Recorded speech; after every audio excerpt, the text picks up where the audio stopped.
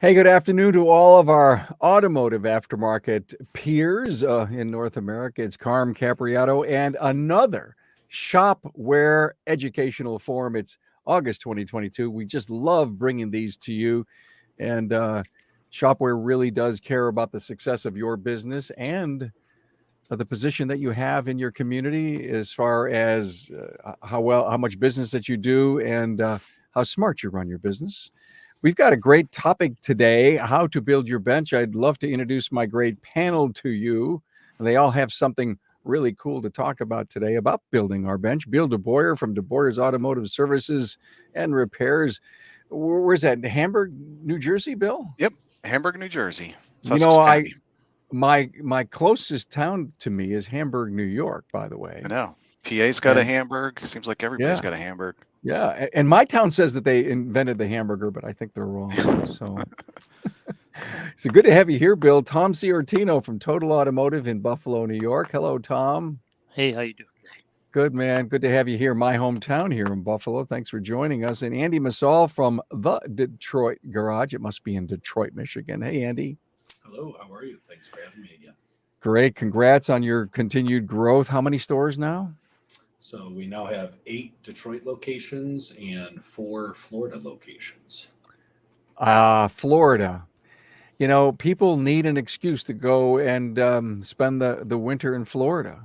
It is quite the snowbird state, so a lot of Detroiters down there just seems natural. Isn't that cool? Hey, can we book you an appointment at our Florida store? Yeah, Because we know you're going to be there. I love it. What a concept. What a concept. Well, look at guys, how to build our bench. Look at I talk about this so much on the Remarkable Results Radio podcast.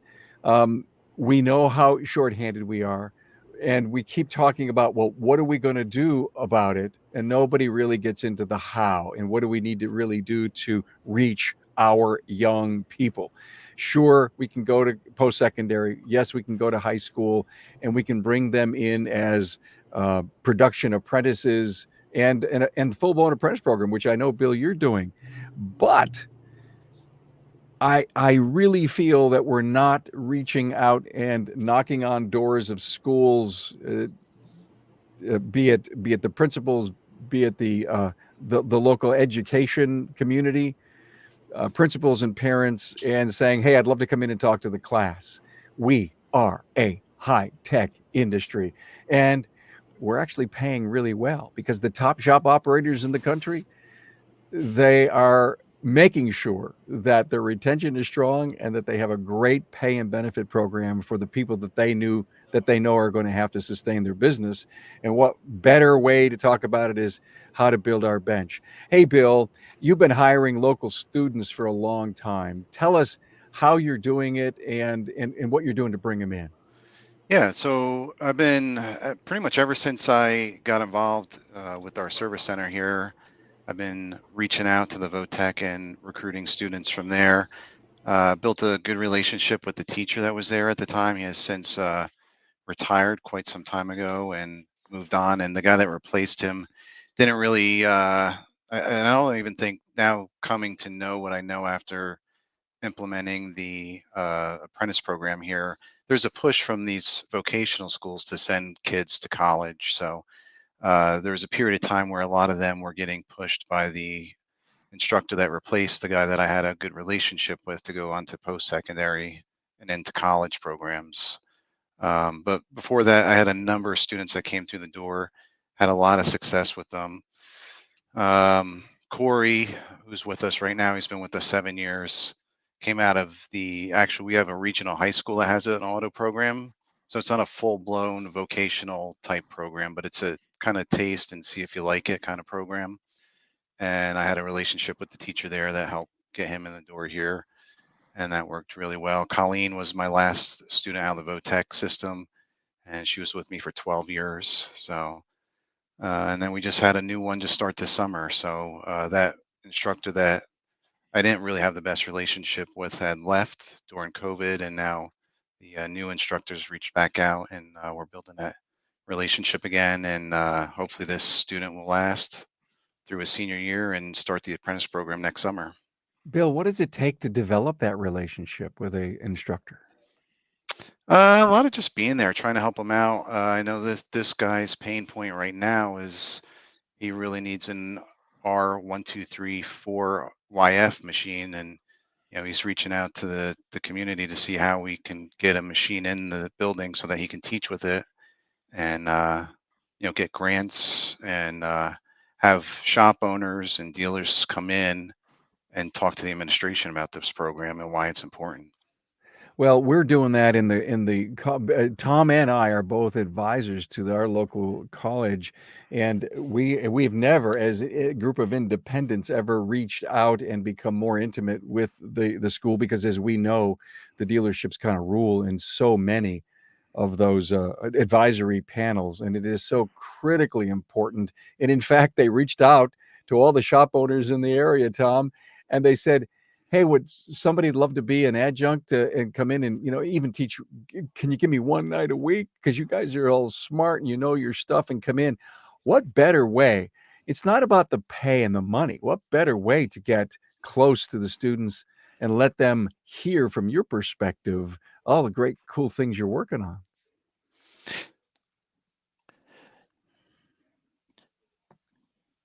The I actually just recently applied. The county college by us has a robust automotive program that they've launched probably within the past 3 or 4 years. They took over an old Chevy dealership, and they're really driving it home with the vocational stuff. And they put out an ad for an adjunct, and I just send in my resume. We'll see where that goes.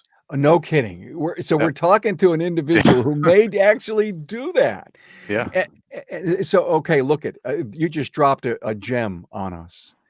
So thanks for hearing that. You'll put in your application. How would they refuse that? See. Yeah, we'll see. Okay, I get it. So look this is the how side of how do we build our bench. It's not coming to us, Tom. Am I right? You have to go after it? You know what, Carm? I got tired of doing things the old way. Put the ads in the papers, look for employees, look for referrals. So a couple of years ago, I just basically went to the mindset that I was going to build my own employees from the ground up, and it started with the schools. Yeah, getting these kids when they were in high school. I had a girl that was as young as 14 out of a big picture program. So we started building our own, and now I have a steady stream of interns and leads on kids coming out of whether it be big picture, BOCES, Harkness, or even now, just recently in the last 2 weeks, I have an intern out of our local community college. So it's really starting to take hold to move the program forward. So good to hear. By the way, I just want to make a comment early in this discussion that Shop-Ware is willing, and they've got free software for our educational institutions. And I think it's important, Bill, you get more involved. Tom, you get more involved. Together, Tom, we need to go to our local college and say, hey, would you like some software so you can Play Store for real, and let them use it? And it's not only Shopware, it's many vendors. But there's vendors out there that will partner with the colleges. They just need a way to Yeah. make that connection, and they're doing it through the independent shops now. Yeah, can you imagine there's a lot of equipment that gets, if you will, either discounted or offered for someone to, hey, take a look at this. We know you're a key individual in the industry. We'd love to hear what your comments are on this new tool to get even our tool vendors more involved. So it's not going to come without a price, and that is that we need to give up of our time.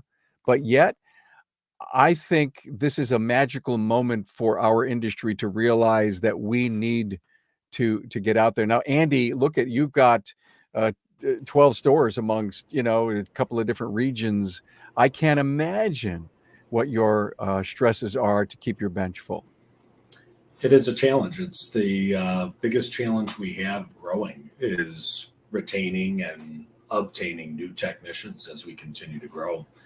And just as the other gentleman had stated, being active in the community with the local high schools as well as the local community colleges, and just establishing a relationship. They all need people to sit on their different boards for their ASE certification and accreditation that a lot of the high schools need to make that all happen. But it all comes down to really time and money. And as we've continued to grow, a way that that I've been able to share that workload with other persons is we implemented something called VPO. So kind of everybody knows what PTO is, of paid time off. We implemented volunteer time paid off. And I offer that to all of my employees. It's a bucket of just 9 hours a year. But I let them know if there's things that are passionate for you to do, please let us know. And if they don't, then I might assign them some help. And this was just a good way to, because I could only do so much in so many different cities. And we needed help. So all of our shop foremen at our local level stores either have to volunteer in the community that they live in for the school, or preferably the area that their store is in. And it's been a great way to get some additional involvement and just to have some presence. And kids love donuts. They'll let you come in and visit, drop off some donuts, talk to the kids. And it's just about building that relationship. And it has worked to help feed some pipelines and gain interest of technicians to entertain the automotive aftermarket. So to all of you, I love the donut idea, man. And by the way, VTO, volunteer time off, there's a gem for everyone to walk away with. And you got it here on the Shop-Ware Educational Forum. I love it. It's a great idea. That's the first time I've heard that. I've heard about people offering, what can we do for, a fundraiser for people, but never have I heard of a VTO. That's great. But here's my thought, guys. That whole donut idea, Andy.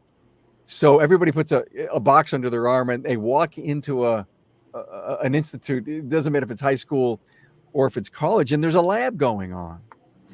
Can you just hang out there, shake some hands, watch what they're doing, and just shoot the breeze? You think the instructor would embrace that?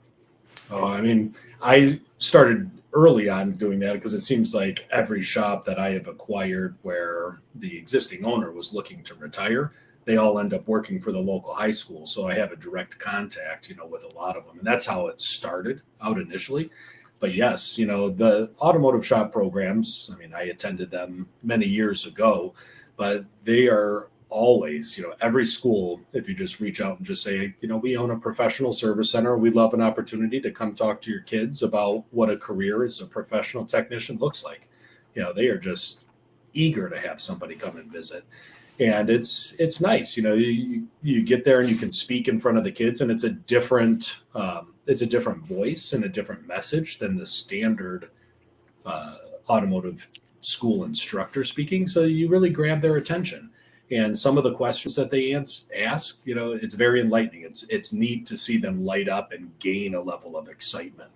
And it's also just good general publicity, for the shop. And you start establishing a relationship. They want to borrow tools or come by or need a 1, 2, 3, 4 YF recharge. They reach out directly to you. And it's just being active in the community.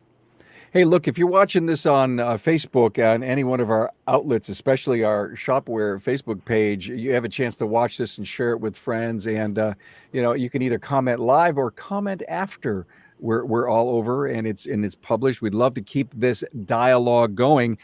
Andy, you said something that I think is so powerful. Another great takeaway: eager to have you visit. The word is eager. Tom, have you seen that? You know what? I had a conversation with the head instructor at our local college, and the main topic was, I want to get to the point where while you're having a lab, I can walk in and help out. And they said, you're more than welcome anytime to walk in our building. You just got to ask. And as far as, their adjunct instructors that they have, they're looking for help. They don't know it all, or they need help. They'll volunteer topics. If there's a topic that you're well versed in, they said, come on in, talk that topic through and teach the kids, help the instructors out. They just want a relationship. They're looking for help all the time.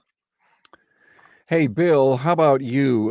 The word eager kind of describes you. Yeah, of course, this is something I'm very, very passionate about, trying to get in there and help out. It isn't without its frustrations, over the years. A little bit of politics come into play, especially when there's new car stores involved, and there's support of these programs. So there's a little bit of frustration there, a little bit of frustration when it comes to the bureaucracy. I just, as a small business owner and we need to get things done, I mean, just kind of we're scrappy and we just figure out how to do it. But when you're involved with these schools, it could be a little bit tough. There's a lot of bureaucracy and red tape you got to cut through. But over the years, I think it's helped our business out quite a bit. Just having that community engagement, having a pipeline to go look for help when we need it, and being recognized as a decent shop in the area that they want to send kids to. So. Just as a comment to everyone, all of our guests here today, Tom, Bill, and Andy are all Shop-Ware users, and we're of course on the Shop-Ware Facebook page and other places. I think I published a couple of things this on my Remarkable Results Facebook pages and stuff. So glad to have you here if you're with us, and give us a high five. Check in with your city. We'd love to see that. We can see the comments inside here. Hey guys, Tom, I want to go to you. Working with other independents, I mean, I think that the top tier of our industry realizes that each other in a local community are not each other's competition. And there's more and more positive networking going on. Are you hearing, Tom, in those networking groups, more discussion on education and bench building? You know what? In the last 2 years, it's kind of been my focus within our group. And the group is excited. The business owners are excited about it because they know this is the future. We have to do something. So there's been a big buzz of how do we do it? How do we work together to get it done rather than being just one business going to a local college? We were a group of 15 businesses and we got the attention of the new college president, and whose whole philosophy when he came in the door was how does he partner with the community, which was different from before, where it was how do I partner with the big money dealerships in the area or the big money businesses? They're looking to base on more grassroots community, small business, and we fit right in right away, and we're able to make that connection and move the program along. I've got sitting in front of me a list of 16 potential interns for the fall. That I have 15 shops in my group that I work with. We're hoping to place most of those kids in independent shops, which would be much different from before. I don't know about you guys, Bill and Andy, but that's a huge comment. Sure is. That's crazy. No, Bill, it's crazy good. Well, absolutely. Well, it's a different experience than what I've had because the county college was propped up. There was a lot of money that came into it from the dealer network within the state of New Jersey, so they kowtowed to the dealerships, and not that they were wrong, but there's a standardized experience when people go to dealerships and what they can expect the technicians would have, where the independents, there's no set standard for what an independent shop is like. So, to say there's less than desirable shops around, that's definitely a case in a rural community like ours. And they lined up with the dealers first. So, The thing too is that within our college, and I can only talk about our college. There's the manufacturer programs, the Ford programs, the Chrysler, the GM programs, but they had a whole pool of what they call general studies kids that did not qualify or did not make it into those programs. They didn't know what to do with them, and we actually gave them the answer on what to do with them. And then they also have come back to us now as independent repair shops and asked for us to help update the curriculum and move the curriculum into nowadays type vehicles because it's antiquated. So, we've formed that partnership where we can help them out and they can help us out, and it's been a two-way street so far. And I think there's a lot of good things on the horizon for the program. Andy, any comment on that? Yeah, just my experiences from working with, like anything that's volunteer or associations or different committees, you get out of it what you put into it. If you're just a passive person that goes there and sits in the corner and checks the box, it's probably what you're going to get out of it. But if you go in with the intentions of being active and trying to make a difference, you'll get more attention and more results out of these items. And we're familiar as well with a lot of the OEM programs, which not only push into the community colleges, but also a lot of the trade schools. And, frankly, as an independent automotive service provider, a lot of times we have better and more aggressive career paths than what the OEMs do, but they don't get the time of day. But these students and the students' parents just are not even aware of the opportunity if we don't have some type of activity and some type of presence inside of their face. And I'm pretty confident, our experience with multiple different administrations and different schools, as Bill had stated, there is a lot of red tape, in certain areas. But once you actually get through and get a seat at the table, they'll invite you back as often as you want to come.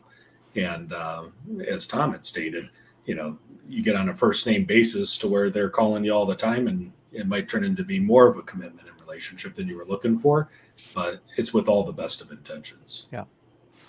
So guys, I just want to make a comment about, I know I got to do this. Yeah, you're right. Yeah, I got to build my bench.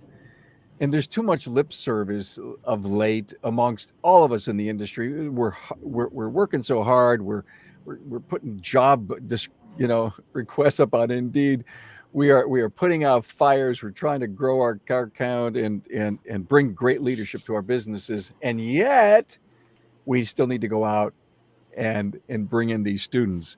So the point that I'm trying to make to you, if you're with us, we're like 20 some minutes into this program, you need to be taking notes on how to do this, because you're going to, I got to do this. I got to do this. But our team here is describing what they did and what they're currently doing to help.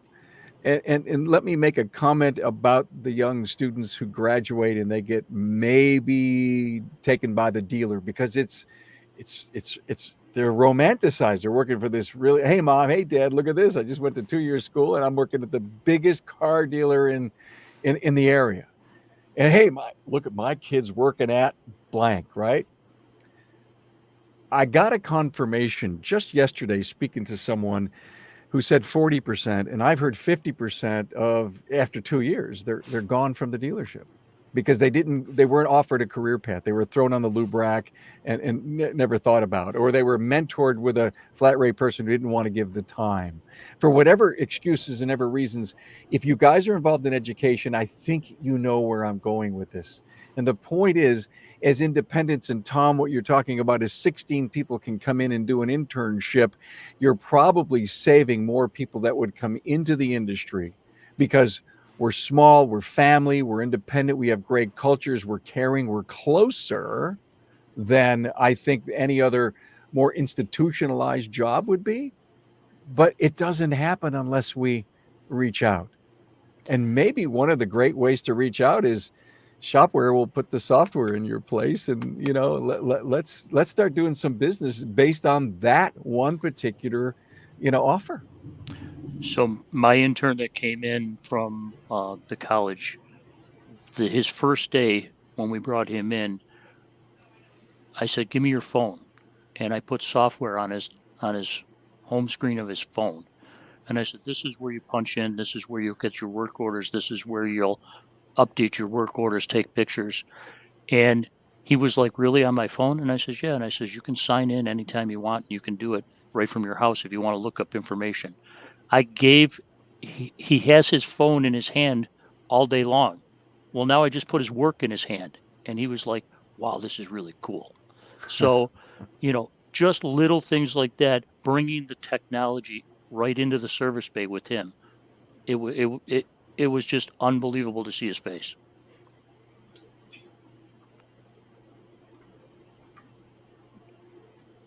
Any related story, guys? Just one, point that I'll bring up about, trying to compete with the dealerships and good young talent is, the quick loops and the fast lanes at a dealership, especially high volume ones. That's where a lot of good candidates, good technician candidates, go to perish and die, because that's not what they desired to do when they went into these different programs. And something that I think that there's a little bit of a lack of clarity on for these young students is, what are the different stepping stones there are going to get me to actually working on the cars and the technology and the ADAS and all of the fun stuff to do. What are the different stepping stones that get them to that type of career? And ASE, everybody's aware of, has done a very good job, in my opinion, of compartmentalizing the different areas of expertise. And a lot of the high schools at this level are working towards getting prospect technicians, their C1 certification as part of high school. So that lets them have some type of familiarity with the program and the different categories of repair. And it helps to drive excitement. But just like every educational system, there has to be a path for these guys to go down. And I think that's something, as we all need to get more involved with the different institutions, is to educate them that this path already exists. Where do they go? Expose them to it, let them see what it is. And then it's really just up to us to help guide them down that path. Well said, Andy. Thank you. Bill, apprenticing. I know that you have you are working the Napa Apprentice Program, and there's nothing like having something structured, rigid, disciplined, where the career path is so obvious because they're working the methodology. Yeah, well, I mean, Napa serves it up on a silver platter. So I was able to take their program and reach out to our state representatives, and I got it certified by the Department of Labor in New Jersey. So any shop in New Jersey can actually go grab that apprenticeship program. It's registered, and they can start putting somebody into that today. And the nice thing about it too, the one thing that we're not really talking about is how much of a shift there has been late, especially coming out of COVID, where the trades have been, we've known that they've been decimated for years, but the light got shined on it between the electricians, the plumbers, HVAC guys, and obviously the mechanics. That how important this is. And the funding for New Jersey currently, when I put in the program, they were currently reimbursing wages up to 6 months. They have since stepped that up this year to 12 months, and they're really doubling down on good, strong apprenticeship programs and funding it so that they can get people making good living wages in New Jersey. I'm so glad you brought that up, because you're right. I don't think there's been a stronger, if you were, underpinning of dialogue about skilled trades, Bill. Yeah, it's been building. Go ahead. I was just going to say, it's been building. Mike Rowe's been out there for a while, sounding the alarm, and it just, until it hits everybody, when they couldn't get their plumbing fixed or their deck put on, we got this big, infrastructure spend coming up in America. I don't know where they're going to get the tradespeople to run the equipment, and they're going to really have to step up and get some people into these fields to manage it. But we're here to help. So we have our apprenticeship program. Napa has a great program. It's on the job. The person gets paid while they learn. They do the web-based training on their own time, and they attend live classes once a month. And somewhere between 18 and 24 months, they complete the program. They get a fancy diploma-looking thing from the Department of Labor, and they have 4 ASEs at the end of it. It's a very solid program. I pause in case anyone wanted to contribute to that.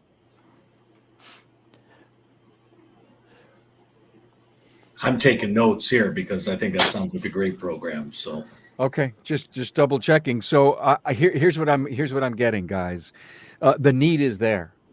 There's a huge need in our industry for young people.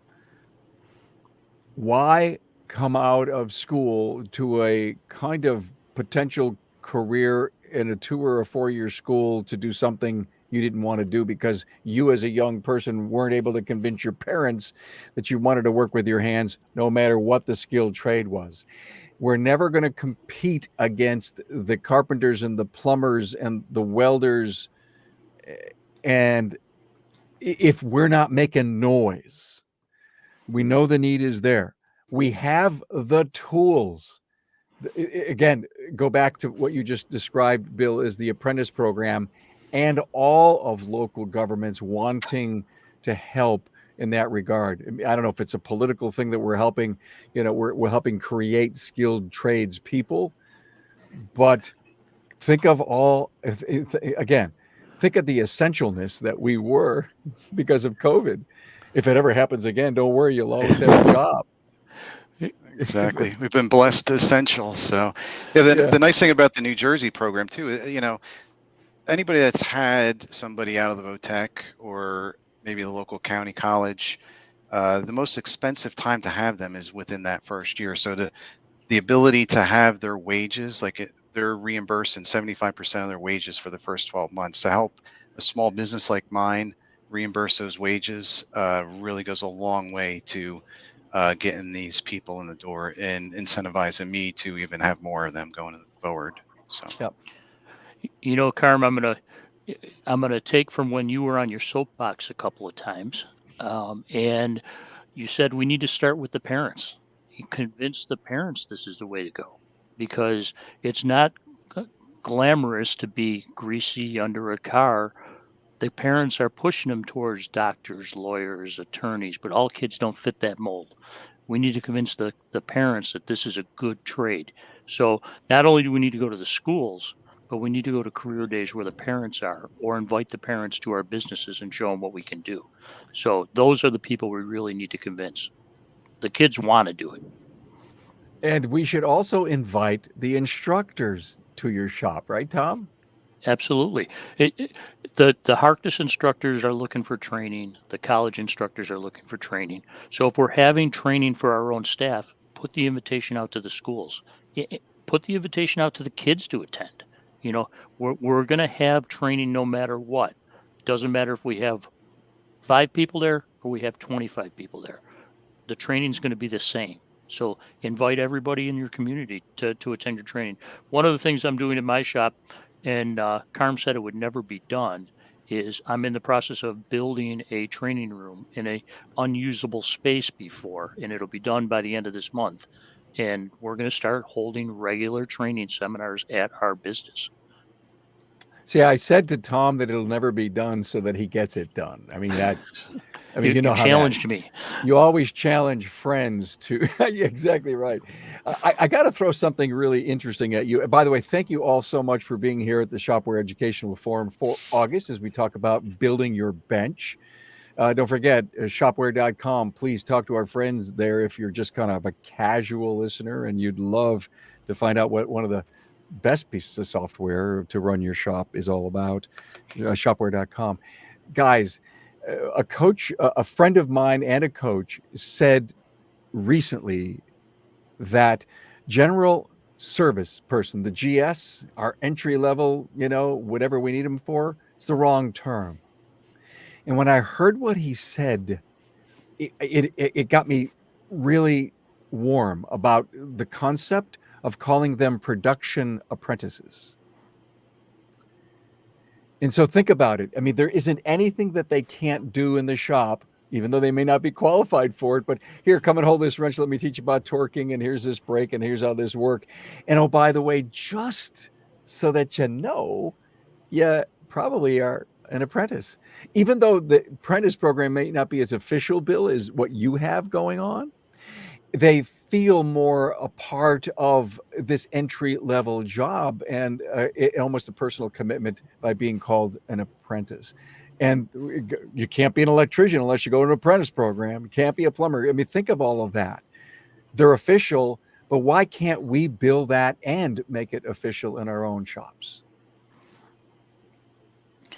Don't you think we're all apprentices?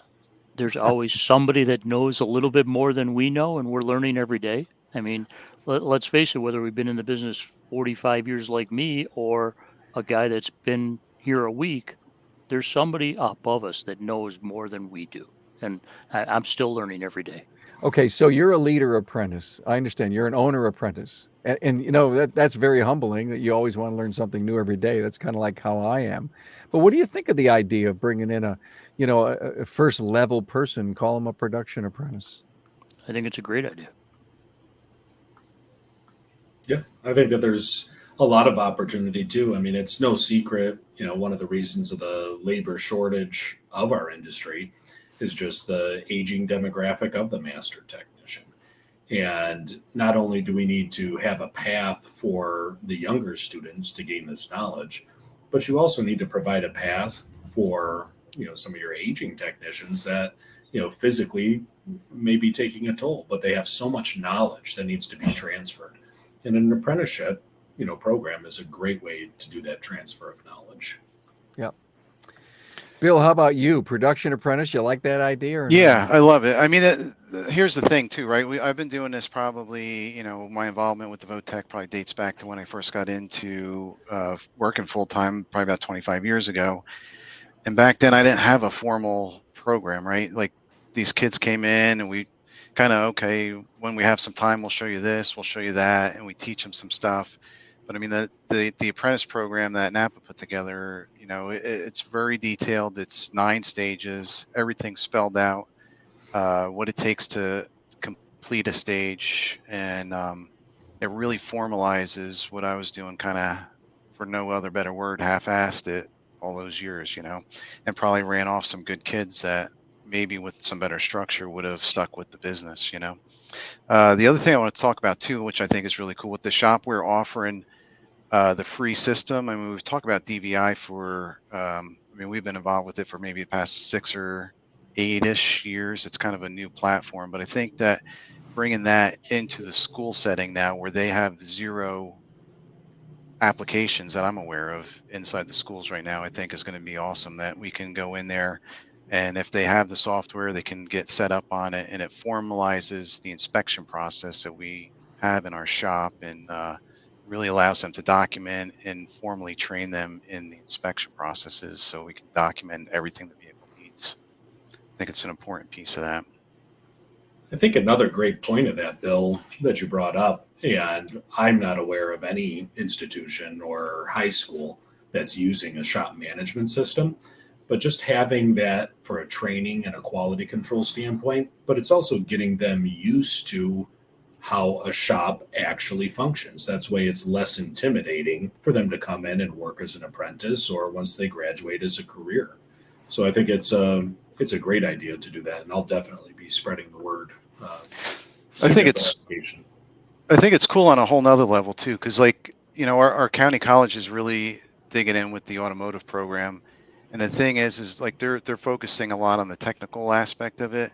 But a lot of these kids might want to be in the automotive business, but they're not all cut out for the technical aspect of it. And I think having the taste of it, I've talked to them about having like service advisor training or maybe having a class so that they get a piece of what that looks like for those students too. I think Shop-Ware, if, like you said, I forget who said it, playing shop with Shop-Ware software, Yeah, play for real, play shop Yeah. for real. Yeah. I mean, they, the VOTEC I'm thinking of, like they work on outside the teachers' cars, what charities bring in cars to get some work done, start the estimate, work order, go through the whole thing, start to finish, just like we would in the shop. And, maybe a kid might not gravitate to being a mechanic, but maybe he ends up on the front counter selling service. I'm just thinking back to what Tom said about taking his young guy and putting his work on his phone, and how powerful that would be for a student. And on top of that, he's going to start back to school in September, another couple of weeks. He could be standing in the classroom and go on my system and show his buddies in the classroom. I mean, how cool is that? that he's locked into my business and he can open up a work order, or he could even call me and I can send him a work order and they can work on it while they're in his class, and go through a work order. So, um, not to change the subject, but going back to finding a way into the college, one of the ways that has worked really well is these colleges are looking for vehicles to work on. We were of the mindset, customer came in, decided not to fix the car, it was almost at its end of its useful life. We're just going to junk it, part it out. Um, we now offer, can we donate it to the college for you? We'll take care of everything, and you get a tax write-off. And I've already donated a couple of cars to them. They're begging for cars, especially now with the shortage of new cars available to them from the dealers. They're begging for cars for these kids to work on, and some of them may be taken apart and they're pulling motors and pulling transmissions and tearing them down. Other ones maybe, hey, they're gonna teach them how to do brakes and stuff on them. So, you know, that's one way into the college to form that relationship. And if you can donate a couple cars to them, you're in the door. That's a great idea. So, guys, I just got to say, I think we hit the target of what we wanted to talk about today. In building our bench, it wasn't, let me see, let's write a good ad and let's go out and fight with somebody for a payroll issue. We're talking about, small stuff, entry level. We described the how. Tom brought his idea. Here's what he did to a young person, put Shop-Ware on their phone. Bill, you're talking about, bringing apprentice people in, talking to schools, possibly working as an adjunct professor and taking, say, one night course.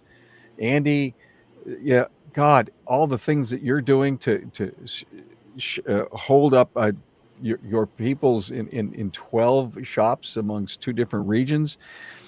We have provided the things that you need to do, but you got to get up and put foot 1 in front of foot 2, and you got to do it.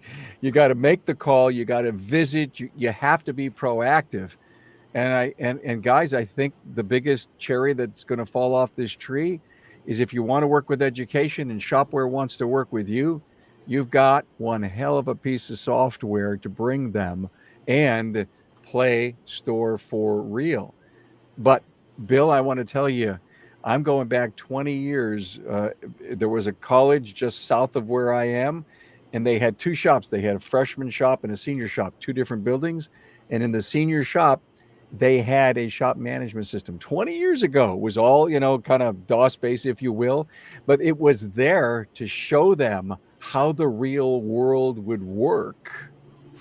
And so I can imagine that any senior going through that would have a workstation in the lab and be keying in critical, important information. I think this is the competitive advantage that we have as independents at post-secondary today. And I'm going on record to say I think that's what's going to turn heads toward us independents. And I think another big important piece of that, Carm, is to remind the audience and those listening or considering is, as shop owners, we all have so much on our plate all the time, and we don't have to do this all by ourselves. You likely have technicians or even office staff that may have children that are in the school system and have interest, or family members, and they may be passionate about it if you give them an opportunity, because some interaction is better than none at all. And I know personally, if I look at specific tasks, my plate's already overflowing. Where am I going to find time to do that? Don't hesitate to ask your team, technical and front staff, if they're willing to volunteer in this aspect. Thank you, Andy, for that enlightening remark. Our people probably want to help. Yeah. Any final words, Tom? Just get involved. You know what? I graduated from the college that I am now helping, and it's kind of my way of paying back to the college personally. But get involved and find a way like Andy said, we're all busy. We got more on our plate than we ever could imagine handling. But if you change your mindset and move in a certain direction, it's no different than doing business. We get it done. Thank you for that, Tom. Bill, I'm going to give you the last word, but I have a final comment. Well, you talk to a lot of business coaches out there, and they say, listen, the CEO's most important job is to make the phone ring. And you probably all would agree that they have to delegate that marketing piece to someone, and if not, make sure they own it. Because if the revenue doesn't come in, there's no payroll for anyone. And the other thing I want to add to that is they've got to help build their bench, which they're always doing, but we're offering them a different way to get involved with education. Thank you also for being here. Bill, I want to give you the last word. Sure. Yeah. So I just made a couple quick notes. The one thing I don't think as independents we go out there as a unified voice and speak loud enough about this stuff. I mean, there's 250,000 of us out there, shop-wise, versus like 12,000 or so new car dealerships. And Andy said before, they just get tied to an oil rack, where when they're in our shop, they get way more experience right out of the gate. Hey, go throw the scanner on this car. Let's get this car racked and put up and start looking at stuff.